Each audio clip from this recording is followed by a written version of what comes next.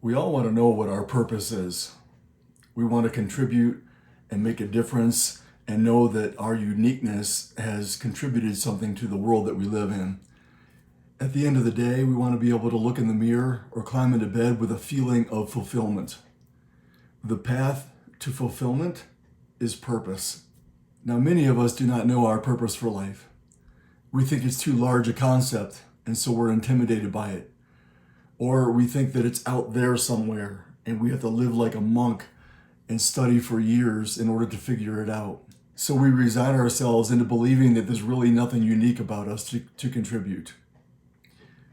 Not knowing your purpose and not living out of that purpose can cause us to feel all kinds of ways. You can feel empty, where your life and your work feel pointless and you wonder what's the reason for it all. You can feel unmotivated when it's hard to get out of bed in the morning because day after day you feel like you're doing the same meaningless things. You can even feel worthless because when you don't know your purpose for life, you begin to wonder why you even exist. And that can lead to all kinds of other feelings like sadness, despondency, and even depression. Now, everyone is unique and has purpose that will bring them meaning if only they understood what that meaning is and how to use it every day.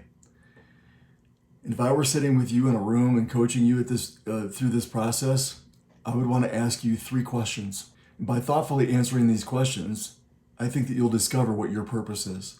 But first, if you find this content helpful, please hit that like button. When you do that, it helps the channel out tremendously, and I would appreciate it very much. Also, be sure to subscribe to Leadership Evolution so that you can be notified whenever new content like this comes out. So if you're ready to get started discovering your own purpose, let's start by asking these 3 questions. Who are you? What do you love to create? And how can your creativity benefit someone else? First, who are you? Your purpose must originate out of who you are fundamentally as a human being. Now, when I ask who are you, you might be tempted to say that I am a man or a woman, or I am tired or happy. You might say that I am a Democrat or Republican. When I ask who are you, you might say that I am an engineer or a school teacher, because we're all tempted to say that we are what we believe or what we think or what we feel. You are not what you believe or what you think or what you feel. You are pure consciousness. You are clear space, and you are an intrinsic being. And trying to describe who you really are can be much like trying to describe a black hole, pardon the metaphor. You can see and describe its effects, but not it. So when I ask who you are, I know that's a very difficult question to answer, and I know it takes a lot of work and effort to uncover the answer to that question. A lot of times, the best way to do that is with a skilled coach or mentor or someone else to help you through that journey, and I highly recommend that you take the time to do that. But for our purposes today, I can think of 2 things that emanate from who you are: your love and your creativity. So let's riff on those 2 things and let's get to the next question, and that is, what do you love to create?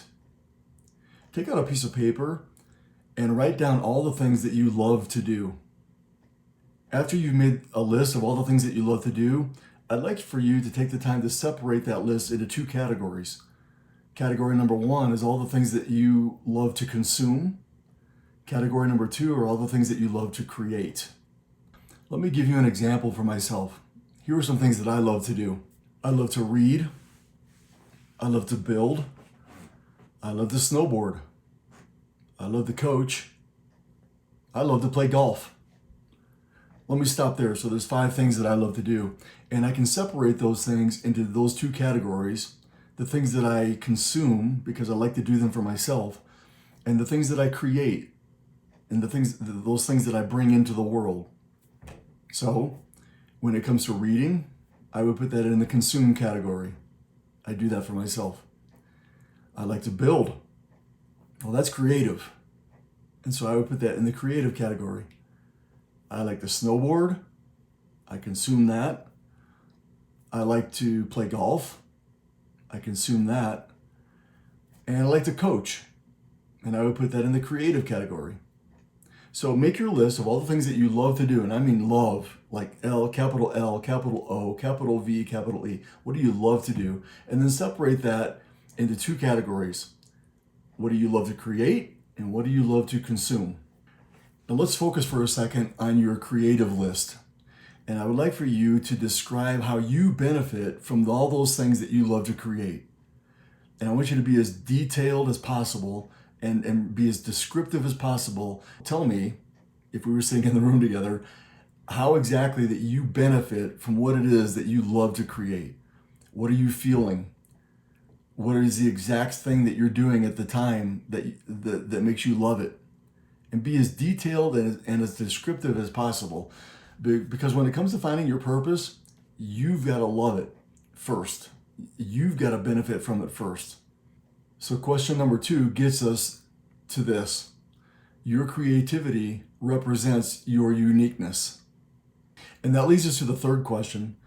How can your creativity benefit others? You already know that it benefits you, but how can your creativity benefit someone else? For example, I love to build, and I put that in my creativity column. I already know that I love to do it. So how could that creativity benefit someone else? Well, I could build a deck for a friend, or I could renovate a bathroom for my wife. I already love to build, and now I want to connect that creativity with how I could benefit someone else. So take your list of all the ways that you're creative, and ask yourself, how can I use that creativity to benefit other people? When you can find how you're creative and you can connect that to how you can help other people, especially the people that you love, you're very close to finding your purpose for today. You're very close to finding your purpose for life. Now, it's true that understanding and developing your purpose is a lifelong discovery.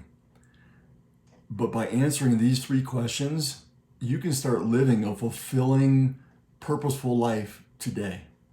In the next video, I'll let you know how you can use your purpose and your creativity in your career. How you can meet your next employer. How maybe even you can find that dream job that you've been looking for. Until then, thank you for watching, and I'll see you next time.